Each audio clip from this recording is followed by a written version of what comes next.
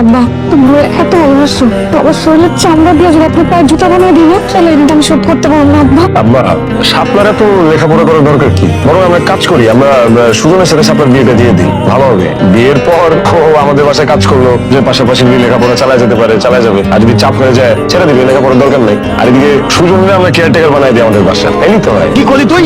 আমার বাইরে তুই সুজনের সাথে বিয়ে দিবি? ঢাকায় এসে লেখাপড়া শিক্ষা তুই এত দিছে নামছিস? আব্বা আপনি আমার সাথে যতই চিল্লাপাল্লা করেন, যতই উচ্চ স্বরে কথা বলেন, ওরা দুনিয়া জানে, সবাই জানে যে শাপলা আর এতিম অনাথ মাইয়া ওরা আমরা এতিমখানা থেকে নিয়ে আসছি। না, শাপলা অনাথ এতিম না, সে তোর মতো আমার আরেকটা সন্তান। আপনি বললেই তো শাপলা জামিনের মতো আপনার আরেকটা সন্তান হয়ে যাবে না বাবা, দেশে তো একটা নিয়ম কানুন আছে। আমি কোনো নিয়ম কানুন মানি না। শাপলা আমার মেয়ে, আমি বুড়া হয়ে যাইতে পারি, কিন্তু আর্থিক ভাবে এখনো আমার সেই সক্ষমতা আছে। আমি শাপলারে ঢাকায় রাখিয়া পড়ানোর ক্ষমতা রাখি। আব্বা আপনি অযথাই সেন্টিমেন্টাল হয়ে যেতেছেন, আপনার বয়স হয়েছে, আপনি শাপলারে ঢাকায় রেখে লেখাপড়া করবেন, গ্রামে আপনি একলা থাকবেন, আপনি একা থাকতে পারবেন না চাইলে। আমি থাকবো না তো গ্রামে, আমি ওর কাছে থাকবো ঢাকায়। তারপরেও বাবা হইয়া আমি তো আমার সন্তানের ভবিষ্যৎ নষ্ট করে দিতে পারি না। শাপলার প্রতি ভালোবাসা দেখা, আবেগ দিয়ে আপনি যে কথাগুলো বললেন সেগুলো শুধু মুখেই বলা সম্ভব, বাস্তবে জীবনে এটা সম্ভব না। সারাটা জীবন আপনি গ্রামে কাটাইছে, আপনি কিভাবে ঢাকা শহরে এসে খাপ খাওয়া চলবেন, মানায় চলবেন? আপনার দম বন্ধ হয়ে আসবে। আসবে, তারপরেও আপনার জন্যই আমি ঢাকায় থাকবো। আব্বা তুমি এত ভালোবাসো, বাবার শরীরের চামড়া দিয়ে যদি আপনি পায়ের জুতা বানিয়ে দিলে তাহলে এটা আমি শোধ করতে পারবো না আব্বা। আমি আপনাকে অনেক ভালোবাসি।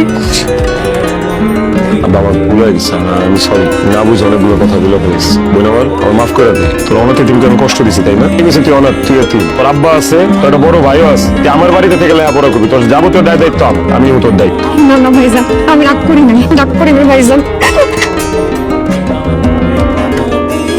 ফট করে তুমি ইমোশনাল হয়ে শাপলাকে এই বাড়িতে রাখতে রাজি হয়ে গেল কেন?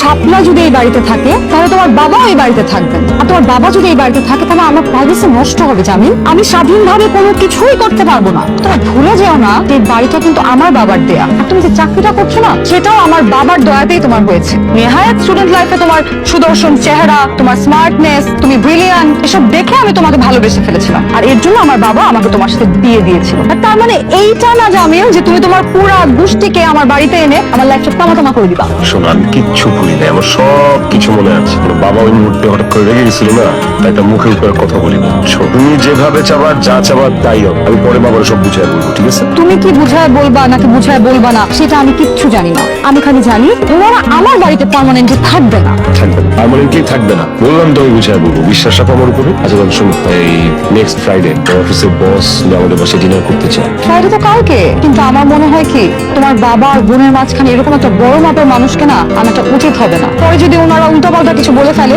আমাদের মান সম্মান কিছু থাকবে বলো? না না এমন কিছুই হবে না, তুমি নিশ্চিন্তে থাকো।